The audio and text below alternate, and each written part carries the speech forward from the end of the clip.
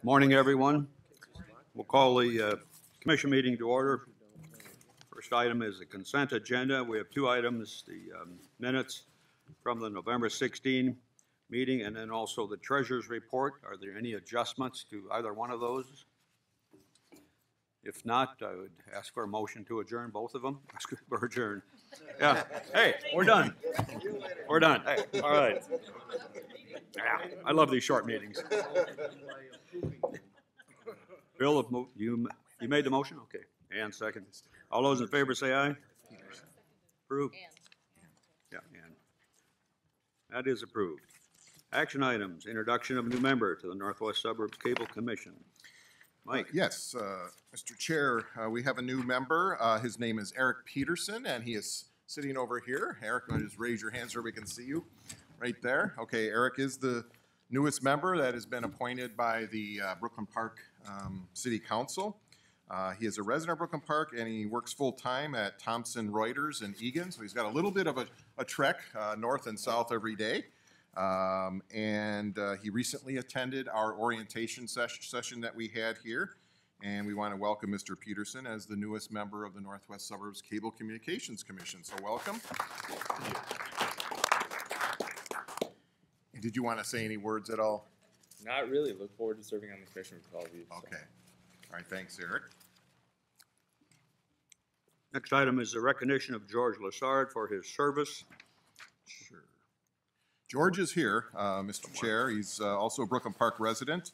Mr. Peterson is taking his position. He recently ended his 2-year term serving on the Cable Commission. Mr. Lessard also served a portion of his time on the Northwest Community Television Board of Directors. We are recognizing George Lessard today for his service on both the commission and the board from 2015 to 2017. So if you want to come up, we'll give you this plaque, and thank you for your service.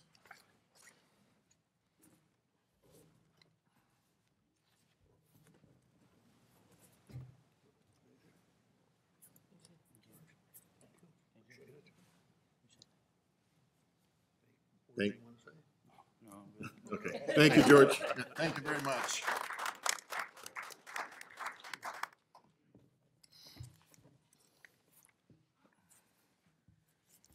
Next item on our agenda is the appointment process for the commission to fill a vacancy. Mike, you want to comment on that? Sure. We do have an open at-large position on the NWCT Board of Directors. The current roster for both the board and the Northwest Suburbs Cable Commission is in your packet. It's probably the second or third page in. You'll see all the names on the roster. It is the responsibility of the Cable Commission, as written in our Articles of Incorporation, to make the appointments of a new board member that serve in an at-large position. The practice over our history has been to appoint current Cable Commission members who are not serving on the Northwest Community Television Board of Directors to the at-large positions when they become available. And if no current cable commissioner is interested to the board position, we would then advertise the open position to our community producers and then go through an interview and appointment process. Up to this point, in terms of the 4 at-large positions, we have 2 community producer representatives that sit in that area, and then 2 cable commission representatives in that at-large position. Since the current vacancy is that of a commission member, I would recommend we ask if there's any interest first from our current cable commission members, and if no one steps forward, we would then go through an interview process of the community producers. Since this memo has been written, I've had expressed interest from 2 cable commissioners. One is Daryl Sanis, a representative from Brooklyn Center, who was interested the last go-around. And then we just found out that Roger Bergman, who unfortunately could not be here today, is also interested in serving. And so we wanted to see if there's anybody else, because at some point I think we probably have to do some type of interview process since we already have 2 that are interested. But if are there any other cable commissioners that are interested in serving? Okay. So then I guess we would just set up a little interview process between Commissioner Sanis and Commissioner Bergman, and then bring that forward to the next meeting. Sounds fine. Okay. Thank you. Number 4, designation of depositories of public funds and public investments. Mike again. Yes. Mr. Chair, let's see, somehow that memo went missing. The, where did that go? I'll do this one. It is, it's the Northwest Suburbs Cable Commission and Northwest Community Television Board designate both Wells Fargo and Wings Credit Union as our depository for the public funds. This is somewhat of a housekeeping item we have to do every year. The designation of these depositories, which include Wells Fargo Securities, Harbor Investments, and the Northwest Suburbs Cable Commission and Northwest Community Television Board would authorize the officers to act for and on behalf of the commission in regard to financial transactions of the official depositories. At this point, I am one of the signatories, as well as Helen Lefebvre, treasurer. And so we just need to have official action at the commission level on this item. Motion's been made, seconded. Any discussion on this item? This will come as no surprise to Ann, but you know, everybody seems to kind of quickly navigate over to Wells Fargo. And I know that we've questioned our city. Is there any other banks that could do as good of a job with lesser fees? And so the city did reach out to the bank and negotiated some more favorable accounting fees for their services. And I just wondered if you've ever explored that option or put out an RFP and ask if other banks would be interested in managing the money. And I No. recognize that Wells Fargo has a lot of features that other banks don't have, but Yeah. you know, it's just worth asking maybe if so. We have not put out an official RFP to look like, you know, to say like US Bank and other services. Could we negotiate with them? That's possible. I negotiate contracts all the time and try to save our organization money. With Wells Fargo, it'll be interesting. I mean, I could certainly go that route first and see if we could get better rates, because there's no doubt it is a nickel and dime industry. I mean, we basically get charged for every little thing, whether it's every ACH check for an employee, you know, payroll check is all charged at a certain rate. But if it's, you know, certainly we could look at that if you would like me to go that route first and see if we could get our fees lowered. It's not a huge deal to me. I just, Okay. you know, just something that kind of bugs me and I think about often. And No, I don't just think it going hurts to forward, ask. you know. I think, and I think if they realize, if I went to them, I'm a That's firm what happened with believer. the city. Yeah. I think they brought down their fees. By how much, I don't know, but Was that a I think they thought negotiation with maybe they Wells were- Fargo? Okay. We Okay. went to them directly. Okay, well, then I will be picking your brain on the strategy, and we'll talk to Wells Fargo. That's a very good idea.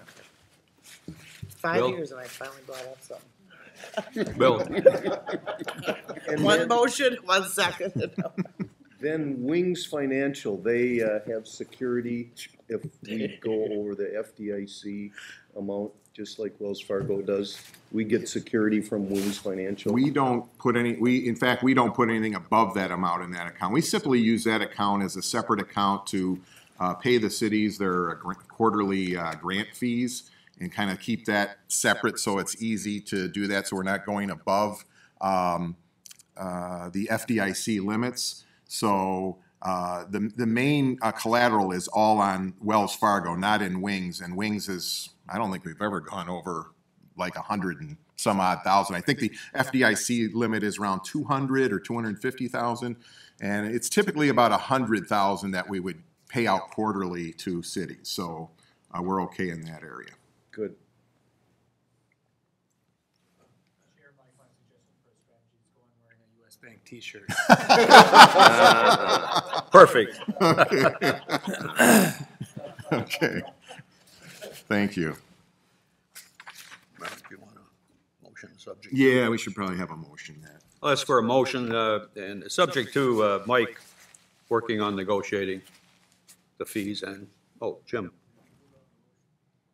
No, haven't got a motion yet. I'd like to have a motion to approve it, but subject to.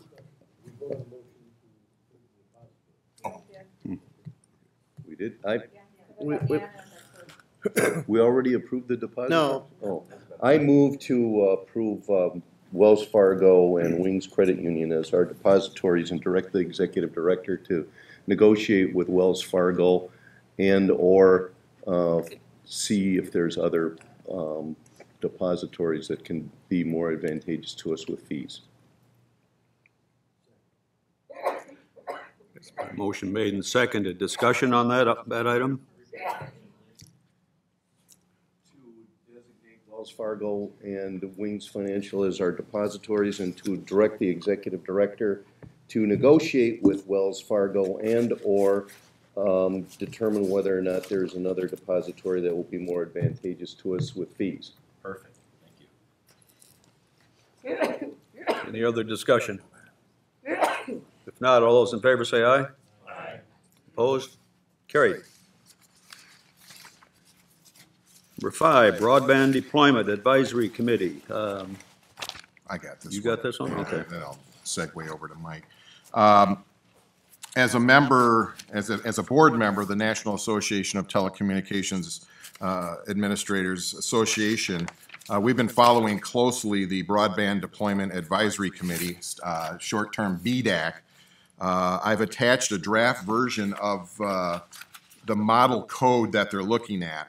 This group was formed to help ease the way for broadband deployment throughout the country. The BDAC group recognizes that many of the barriers to deployment involve circumstances beyond the jurisdiction of the federal government, and the proposed model code is for state government to adopt.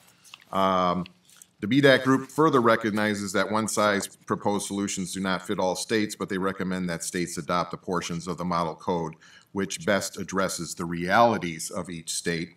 How this ultimately trickles down to us still remains to be seen. The state of Minnesota still allows for municipal franchising. Keep in mind, a good portion, I don't know, it's about half the states, Mike, possibly, or maybe a little less than half, do state franchising. And so there would be no municipal, so there are states that have no bodies like this, like the Cable Commission, doing local franchising and enforcement of the franchise agreement. So we're hoping we still have, over time, municipal franchising. There's no, as it stands right now, there's nothing in, as far as we know, at the state legislature with that type of issue to come forward. That would have to be decided by the state of Minnesota. There's some controversy related to this document that you see here, is that the group was primarily set up by a majority of industry people and limited government people.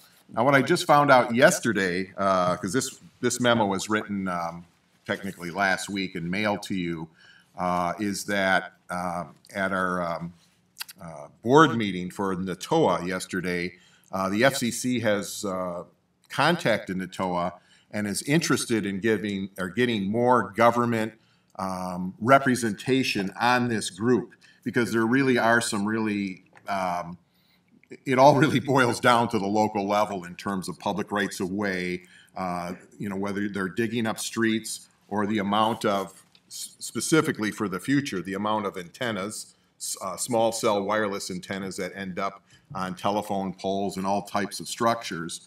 And so they have reached out to our group, and I think one of the attorneys, we've got a couple of attorneys on our board of directors, is going to be representative for local government, and we're going to reach out to some others as well to serve on this committee, so there's more of a local voice when it comes to finalizing a document like this. So I wasn't expecting every board member to read this entire thing. There's a lot of information in here, but you can see, if you do go through it, that they're trying to make it as seamless as possible for the deployment of all this new technology. So just keep in mind this is coming. I know some of the cities have already been contacted for small cell wireless and that type of thing to deploy antennas and that type of thing.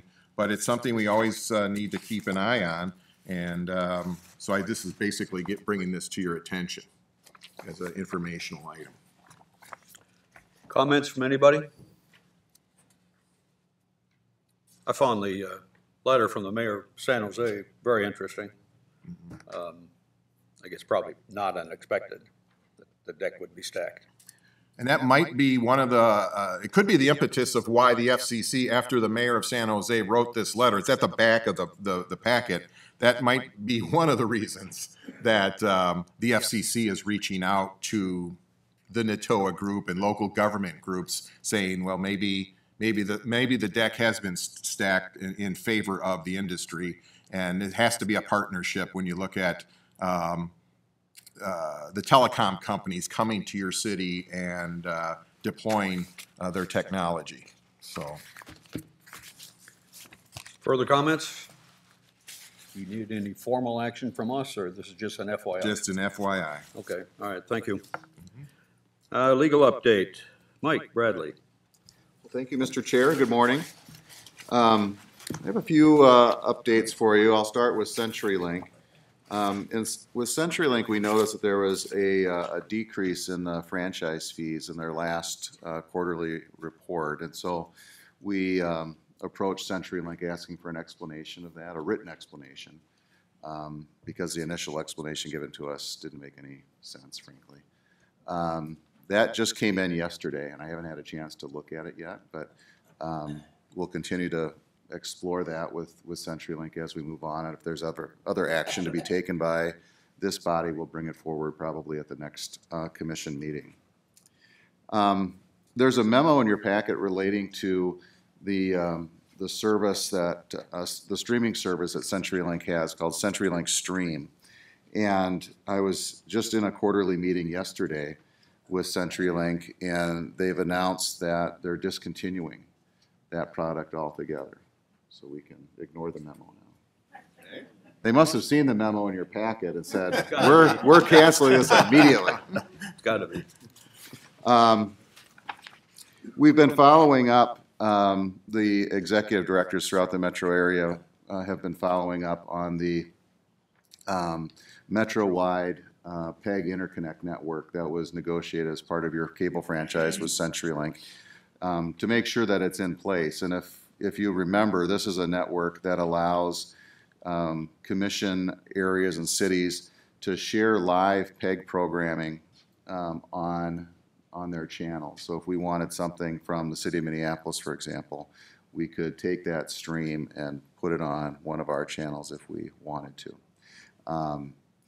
So I'm being told that that is operational now, I think, in all of the cities that negotiated that provision in their cable franchises. So now it's just up to us to use that that network if we want to do that.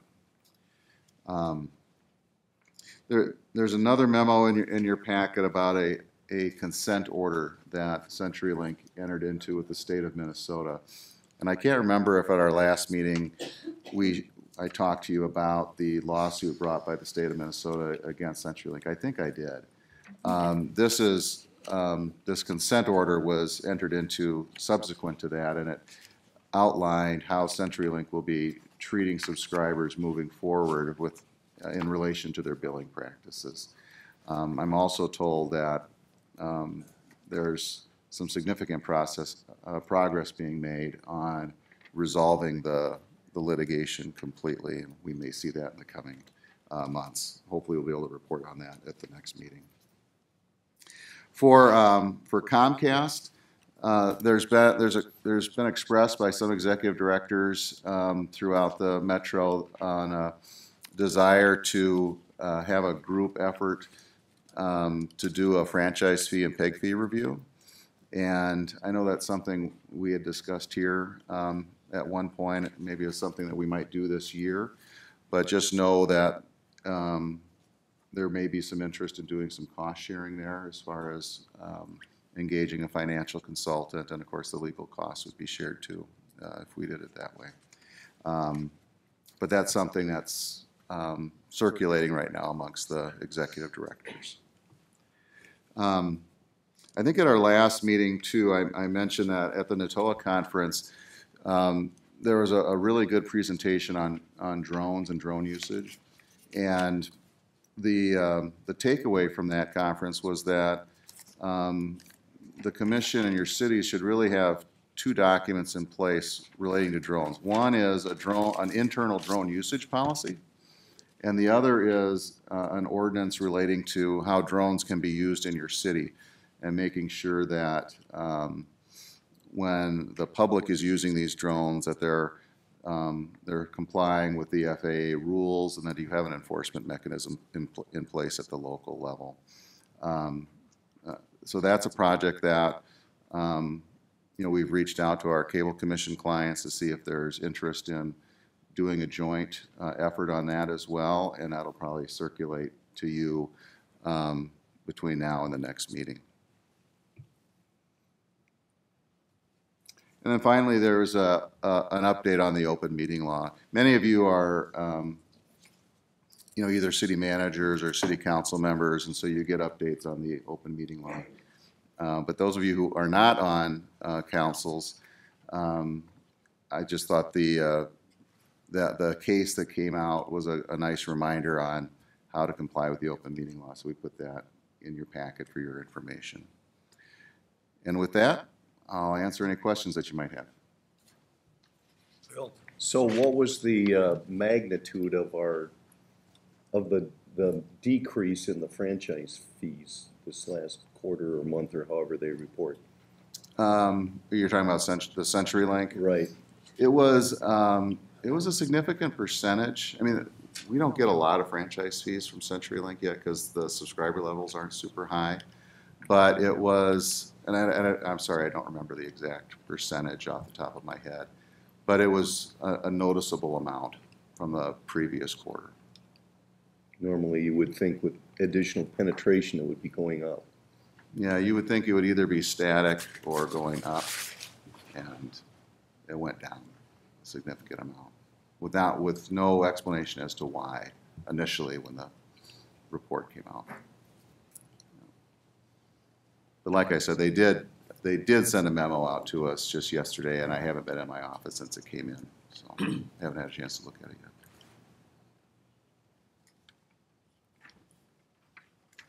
Anything else for Mike? Okay, anything regarding item 7? Yeah, we just, Mr. Chair, we just included a one-page document on CenturyLink in terms of number of subscribers. It's like 800 and, what's the bottom line there, 854 and that number? This is the wrong page. Yeah, that's from the September. We're meeting with them sometime next week to hopefully get the full year report. Bottom line, we're just talking about, well, whether there's growth or stagnation. It's basically the numbers. We're estimating that the numbers are going to be pretty stagnant. Remember, it was CenturyLink, their CEO, who really is not totally on board with this Prism TV deal that they're doing. Certainly, they have these franchises in the Twin Cities, but all the local franchise authorities are not seeing any real growth. So when you look at it, I mean, the plan when they first came in, I mean, is roughly 70,000 subscribers that Comcast has, and at this point, CenturyLink has less than 1,000. So they're not really competing head to head with Comcast as we all kind of hoped they would. And so time will tell. But one thing that's absolutely sure is that they aren't marketing it. They're really not going door to door and putting on little labels saying, hey, we've got Prism TV in your neighborhood.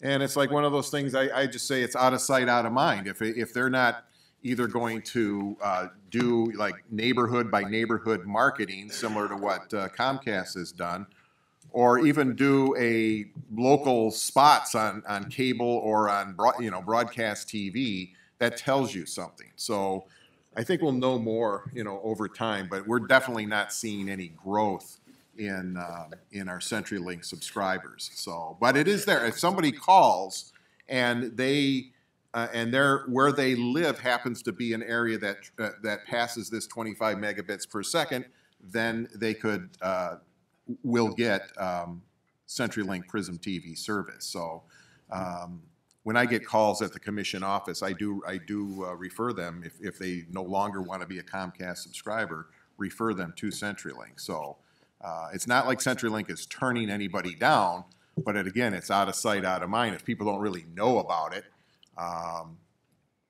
that just tells you something, so. Well, and to piggyback on that, I'm sorry, but to piggyback on that, CenturyLink passes by and can serve 500,000 Yeah. households right now. In the Twin Cities. In the Twin Cities.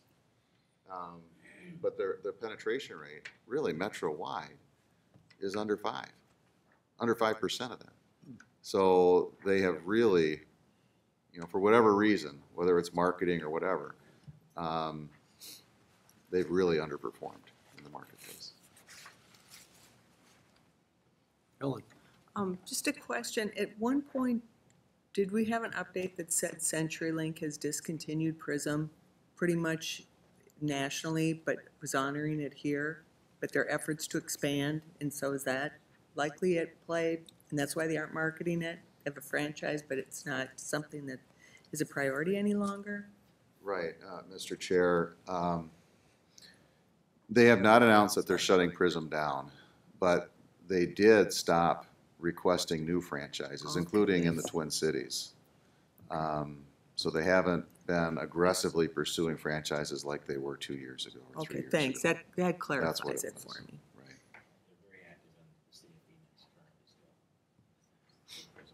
Mhm. Yeah, they're still in several markets. So the Arizona market, Colorado, Washington, Minnesota are some of their larger markets. And then the only other thing is Comcast. We included just an annual report from the Comcast Corporation, as you can see, multi-billion-dollar company, and it's way beyond just cable service. It's Comcast Universal. I mean, they own NBC, so they're obviously the Olympics and the Super Bowl have been very good for Comcast, and so the company is very strong. Cable just happens to be one part of the entire company. So we thought we'd just give you kind of an annual report there. And then I do have a verbal commitment from both CenturyLink, for whatever that's worth, from the government I'll tell you reps. exactly what it's worth. I have a verbal commitment from both the government affairs people at CenturyLink and Comcast that they really hope to make it to our meeting in May to give us a full update on things. So we will see as time goes on. That's it, Mr. Chair. Anything else to come to the commission? If not, now, motion to adjourn. It's been made, seconded. Second. All those in favor say aye. Opposed? We are adjourned. Just a reminder, executive committee is going to be meeting after this meeting today. Okay, and so we have a Northwest Community Television Board of Directors meeting that we'll call to order. First item are the consent items, which would be the minutes from November 16th and approval of the treasurer's report. Move approval. Got a motion? Is there a second? All those in favor say aye. Aye. Opposed? Action items. We have an item on designation of depositories for public funds, similar to the last meeting. The discussers are not on the board of directors. Do we want a similar motion for this one?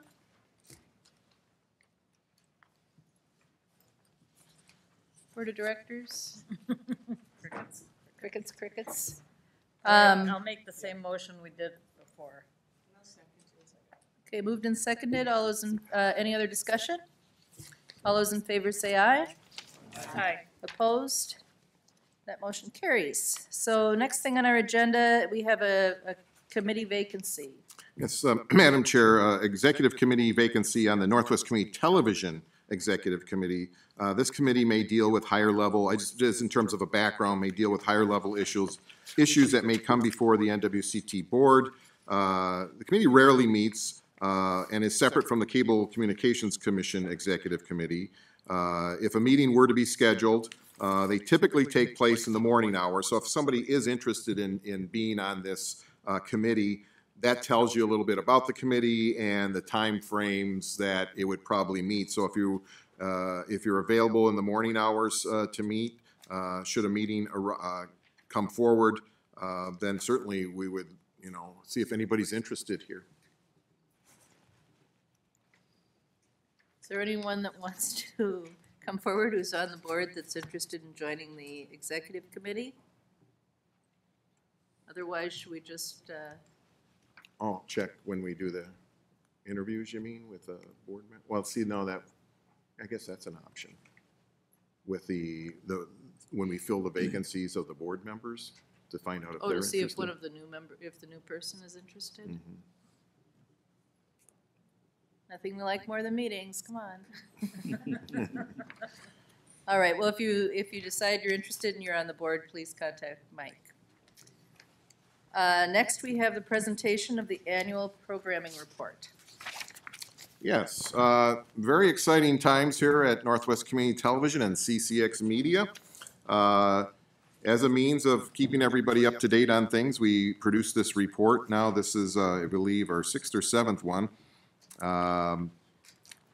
The report will be available on our website once it's accepted after today's meeting, and then we certainly pass it on to local mayors, other stakeholders who are interested. The annual programming report is filled with a variety of data associated with our programming areas. Each data point or statistic really represents this connection. When we think about CCX Media, Connected Community Experience, we're making these connections each and every day, and we're very passionate about it. The staff is excited about, you know, our mission and what we're doing and how we're making a difference in the community. The report is really divided up into 6 different areas. One is just some general administration information. Then we have CCX Cities, CCX Create, then news, sports, and then towards the back we've got what we call CCX Media Digital Video, which relates to, you know, our website, our app, a lot of statistical information. I will say this, we're going to, sometime this spring, early summer, we're going to take a look at this report and see how we could, you know, maximize its effectiveness for who this is intended for. So we will look at ways to maybe shorten some pages here and provide statistical analysis. But we're very proud of this report. It's very comprehensive, and it's put into a PowerPoint presentation. And in order to save time with this group, there's about over 80 pages, but what we're going to do is the pages that are going to appear on the screen is more of a Reader's Digest version of the report, because our goal was to get you this report way in advance, so most of you would have had it for almost a week, a solid week now. And certainly if anybody has any questions about anything, you can certainly ask me. But what I'd like to do is go through about half of the pages here. As you can see, we have our, and I'll just kind of really focus on the screen and what's on the screen, but certainly you can go through and look at anything within the booklet itself. But there's our mission. We've got the mission statement of the Cable Commission and then of Northwest Community Television. And then on the next page, we've got basically, we break it out into our vision and then specific issues or core values and our core focus as part of the whole mission vision statement. And we're very proud of this. A lot of work went into it. And so that's what we use as our guiding document. On the next page, we have, okay, I see we have a lot of transitions here. Okay, we have some of the recognition we did late in the year with Dr. Orn. In fact, is Dr. Orn here today? Nope. Okay, well, anyway, Dr. Orn was recognized for 35 years of service. And I think I wrote in my little intro letter, I met Dr. Orn at the Northwest, what was it called? What was the name of the hotel? It was where the CarMax is. And it was Northwest Area, Sheraton Northwest, I believe it was called at the time. And that is where, and there's still some members here, I think Bill and maybe even Jim were around at that time when some of the meetings took place over there. Even before the cable company, we met in the cable company building many, many years ago. Before this building was built in, we moved in this building in 1986. But all the meetings after starting in the hotel, they went on to the cable company building and now ultimately here.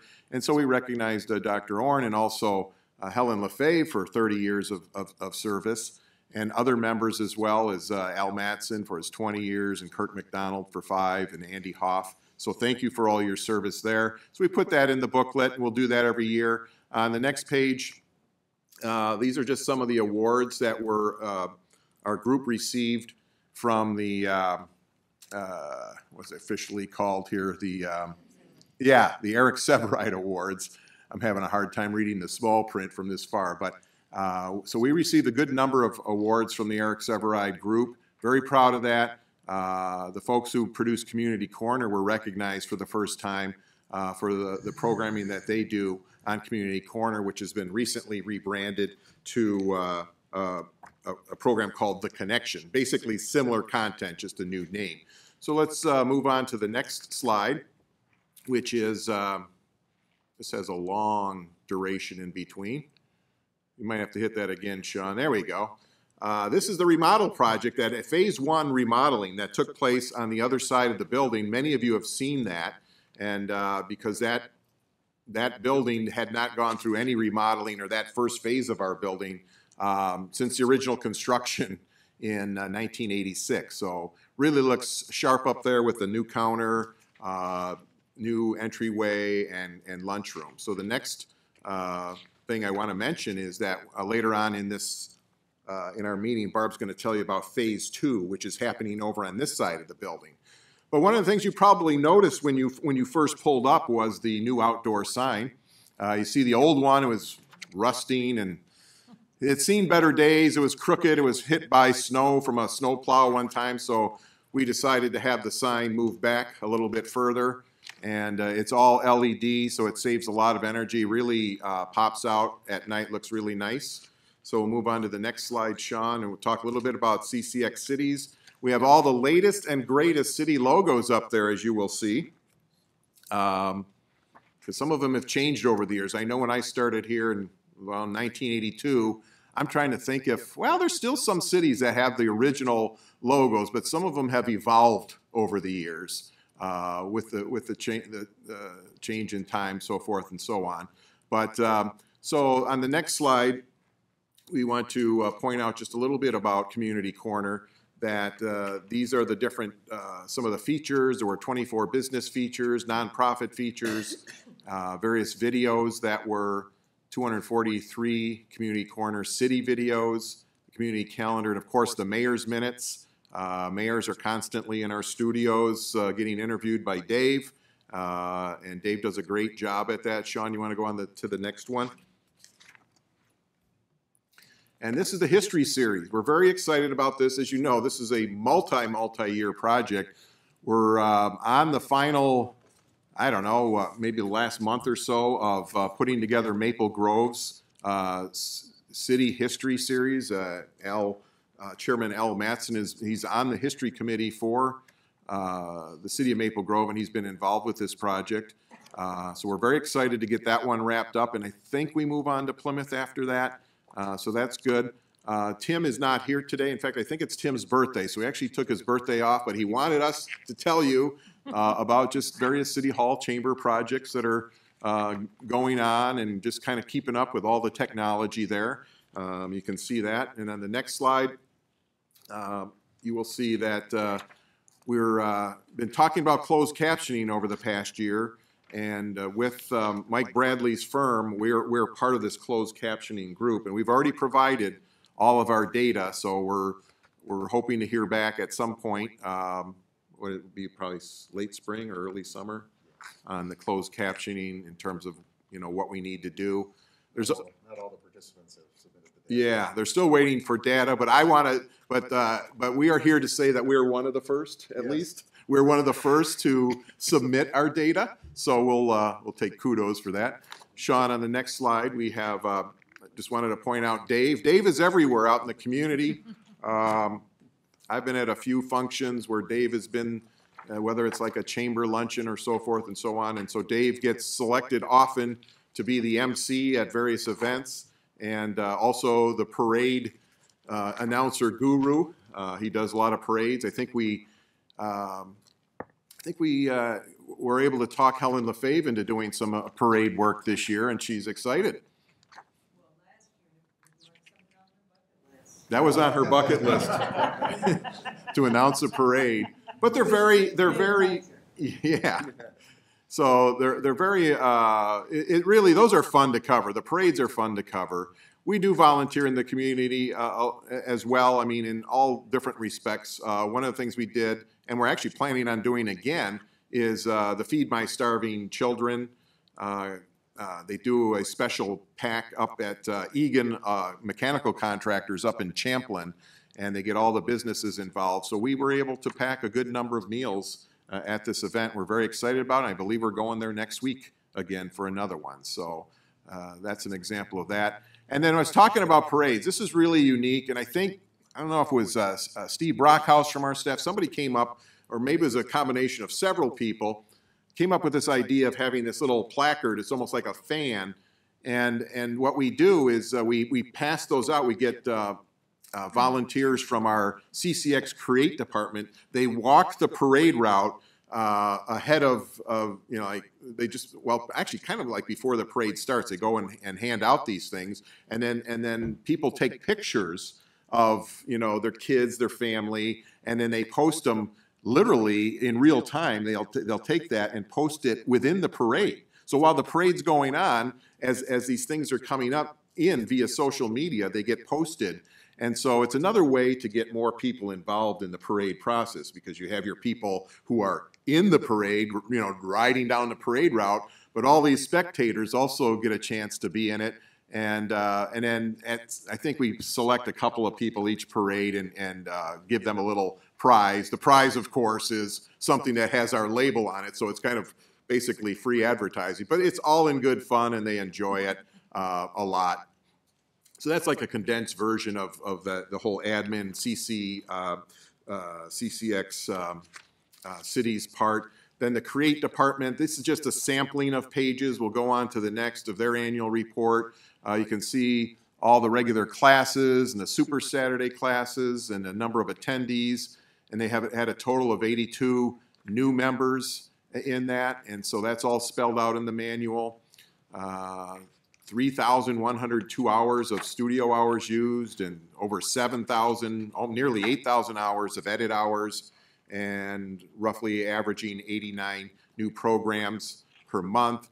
Across the spectrum, there's all kinds of interesting people coming in and out of this studio. Like I think, wasn't Walter Mondale in here not too long ago? And then he was in here being interviewed, and Mike Lindell, the My Pillow guy, was here. He didn't give us any free pillows, but he was here.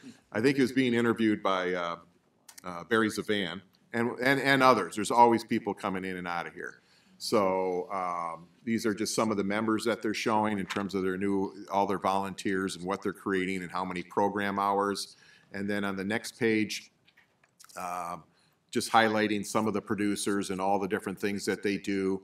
And for those of you who were able to make it to the annual volunteer gala, you probably were able to meet some of these people and all the different things that are being done. So we're very proud of the Create department, Sean. And then these are some of the just a general graph of some of their programming on a month-by-month basis. So that's the Create area. Then on to news. On the next slide, we'll just show you that we do about 245 live newscasts every year. That's big, because you think about it, we have quite a number of stories per newscast. So there's several thousand between news and sports, there's several thousand news stories that are out there. So we're making those connections in the community every day. And then we have the weekend newscast as well. Beyond that, you will see what we call is our franchised segments. Some of them are being replaced because we have a new segment called School Spotlight, which we'll talk about in 1 minute on the next slide here. You will see, well, before that, we want to mention the news specials. One was called Making the Grade. The other was on the School Spotlight segment, and then a look back for 2017. Those were the actual news specials. We'll talk a little bit about News Spotlight when we get to the statistical section here. Sports, big part of what we do. On the next slide, you'll see just exactly how many sporting events, mobile production events, 179 events. So that truck that sits in our garage puts on a lot of miles all over the northwest suburbs doing all these events, whether it's parade, sporting event, special meetings. The studio production, there were 300 different segments for sports. And then Sports Jam, 41 shows on sports. So again, a very big part of what we do. And then they recognize some people in the Hall of Fame, which will be going up on the board on the other side of the building. You see 3 local people from our area schools who are being recognized and inducted into our Hall of Fame. And then the next item, just want to point out that John Jacobson did some audio recording, 30-second spots at WCCO, and he was able to, what's interesting, and I think I've mentioned this before, between John Jacobson and Jay Wilcox, our 2 primary sports people, they go on live in the fall where they do recaps of the games on WCCO High School Sports Roundup. It's a great promotion for us to be on that and to be recognized by this group. Next, we have just the CCX Media digital, some statistical things I'll just point out real quick.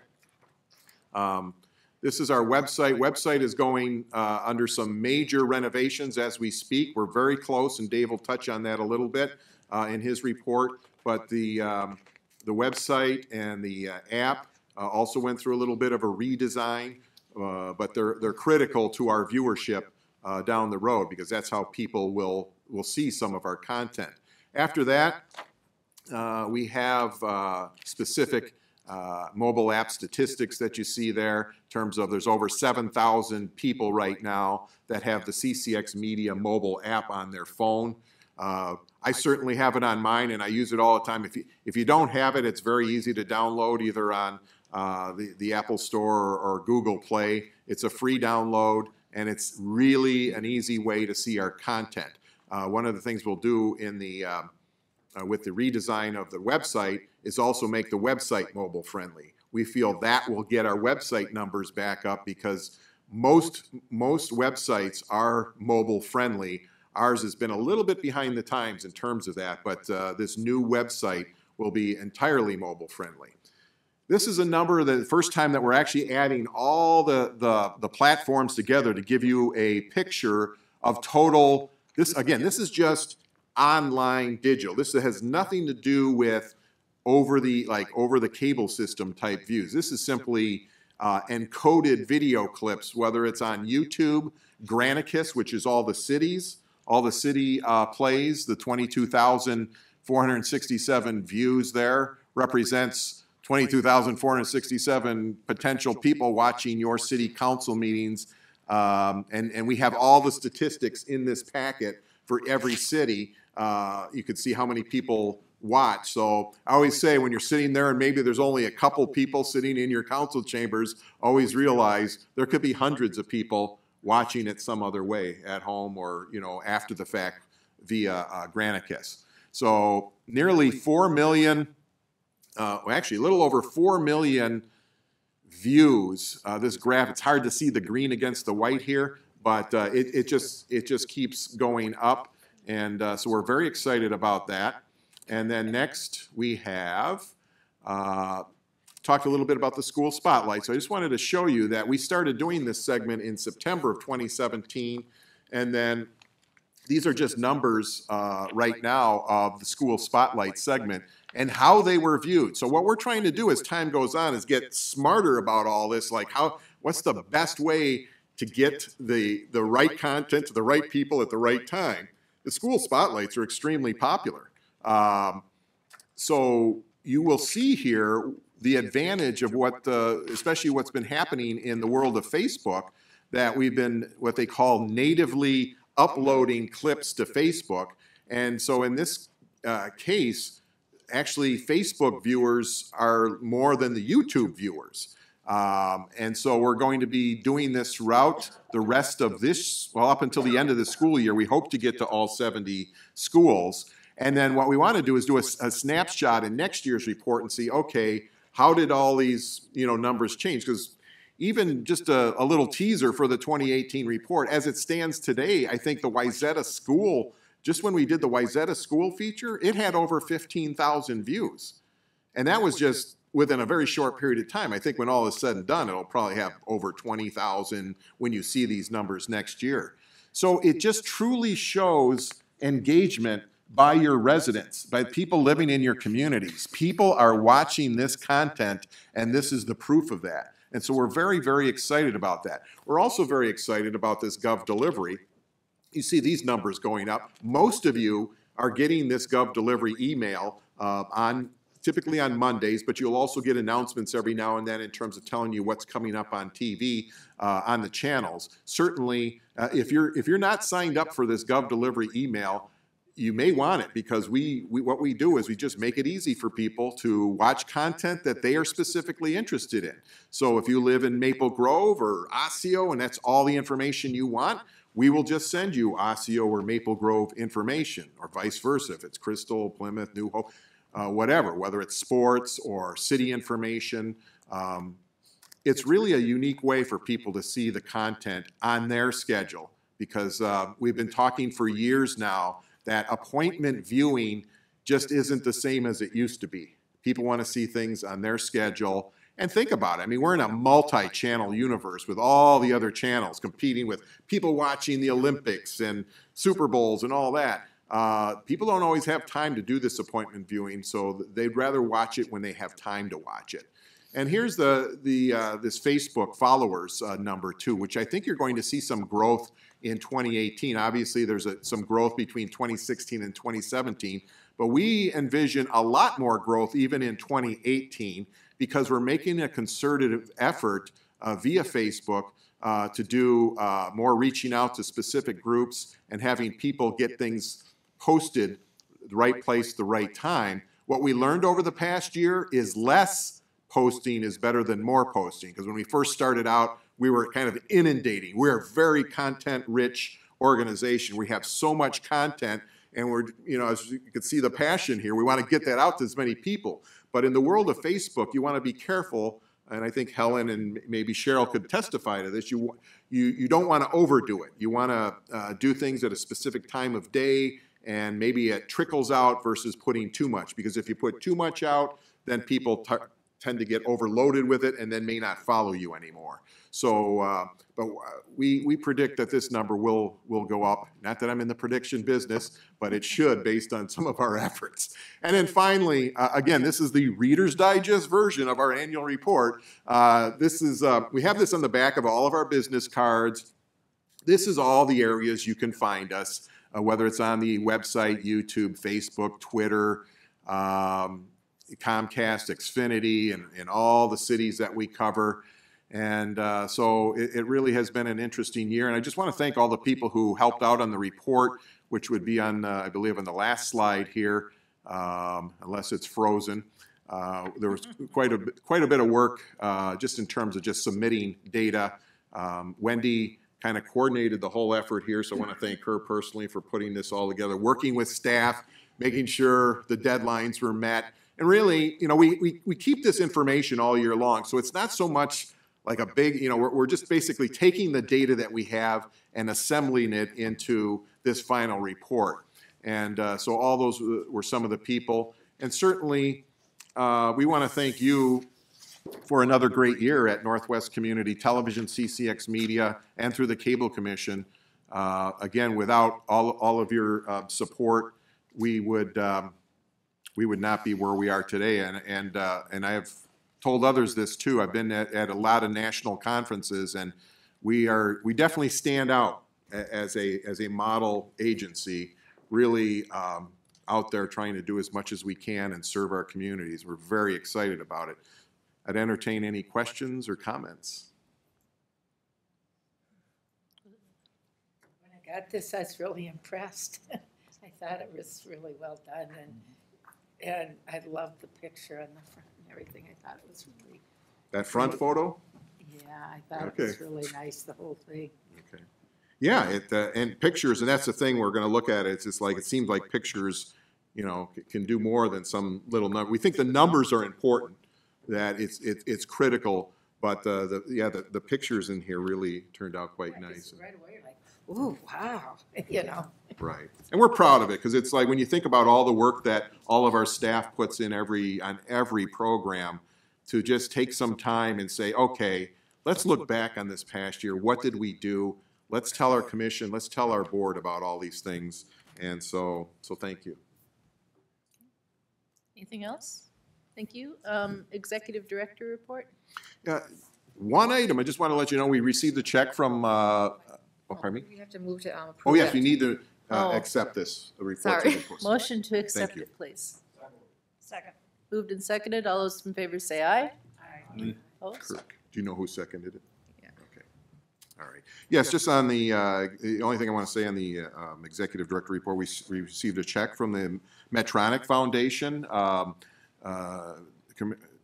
Commissioner Sanis is a former Medtronic employee, and he said, you know, Mike, they have this program that if we volunteer, and he volunteered on the history, he's been helping out with our history series, that we can potentially get some money from Medtronic. So Medtronic sent us a check. We want to just thank them publicly for a check that they sent for $500 for our programming here on the nonprofit side. So thanks to the Medtronic Foundation for that. And then I'll just turn it over to Dave. Sneak back here, sorry behind some of you here, but there'll be a lot on the screen. We've got some videos to show you today. Just to follow up on Mike's point about the website, we are in the final stages of that. We're about 1 month away from the launch of our new website, so we now can see it internally here and are moving a lot of the video content from our current website to the new website. So when it does start up, it's not just bare with video, but it has video from at least the past couple months for some of the areas and for the full school year for some of the other areas. So we're very excited about that. You'll be seeing more information about the new website. A few videos to show you today. Mike mentioned the school spotlight and want to talk a little bit about how that has been going. Again, we are over halfway through the schools. There are 70 public schools here in our service area, so I think we're on about number 40 right now, and it's been going very well. Mike mentioned Wayzata High School, and I can say that the number is over 15,000 now as far as views on Facebook. And the school districts and the communications people are great partners in this, because once we give them the content, they're the ones that push that content out much further than we ever could on our own. So we thank the schools for that. Let's just roll this clip. Here's a look at a piece of Wayzata High School. More than 800 students are involved in Club YES, and those students take part in service projects all across the Twin Cities. Many organizations in our community rely on Club YES volunteers. The IOCP Food Shelf and many of their initiatives heavily rely on Club YES. Our elementary schools, many of our senior citizen living centers rely on Club YES. The service projects are not only a way for the students to give back, they also acquire some valuable skills in the process. Being leaders, of stepping up to solve problems, stepping up to take initiative and make a difference where they see they can. Green eggs and ham, page 2, set, hot! Which leads us to their current initiative. At every school in the Wayzata School District, drop-off boxes are set up for people to donate books, school supplies, games, sports equipment, and cell phone. So a little look at the school spotlights, and when we started this, we weren't quite sure what the schools would put in as their information for the public, because again, we drive by these schools, we're not sure quite what they do in there, and we thought, well, are they going to talk about the math curriculum or the reading curriculum? And they have a little bit at that, but a lot of it has been like what you see right here, things that they're doing in the community that the public does not know about. So it's been very exciting for us to work with the school districts, and we'll continue that work. Mike mentioned in the report that the Community Corner has changed to the Connection, and it's been doing some rebranding as well, and also some different ways we're presenting the segments. So I'm going to show you a clip here that shows a little bit of the graphics that are brand new, and also this is one of what we call our short segments. It's about a 30-second spot that, again, we can use on the channel, but then also we give to the cities for posting on social media and websites. So here's a look at one of the Connection segments.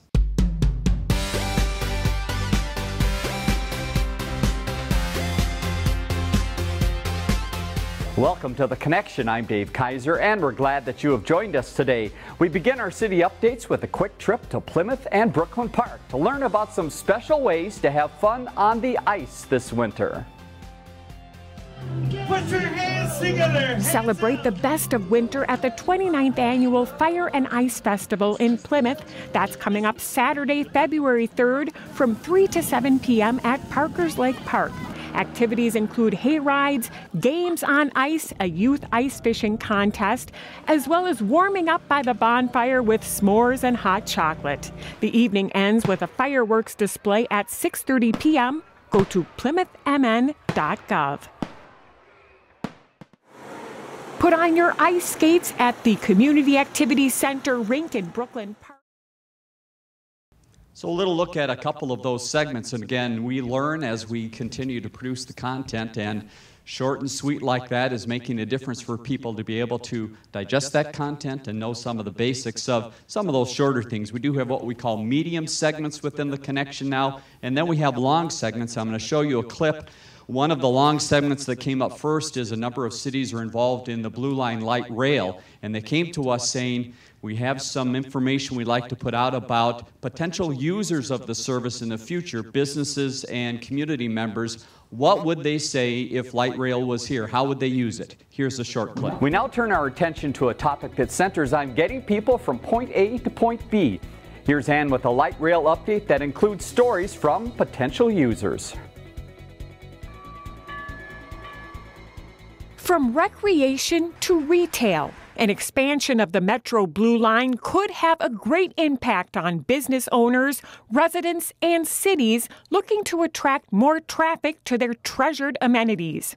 It could also make for a more efficient way to get from point A to point B, especially for those who don't drive. Meet just a handful of people who could be positively affected by the Blue Line extension. For our business specifically, it's a mode of transportation to the workforce that we're trying to embrace. We moved into Brooklyn Park about 2 years ago. We moved here because it's a diverse community. Manufacturing that we're involved with is actually an aging industry.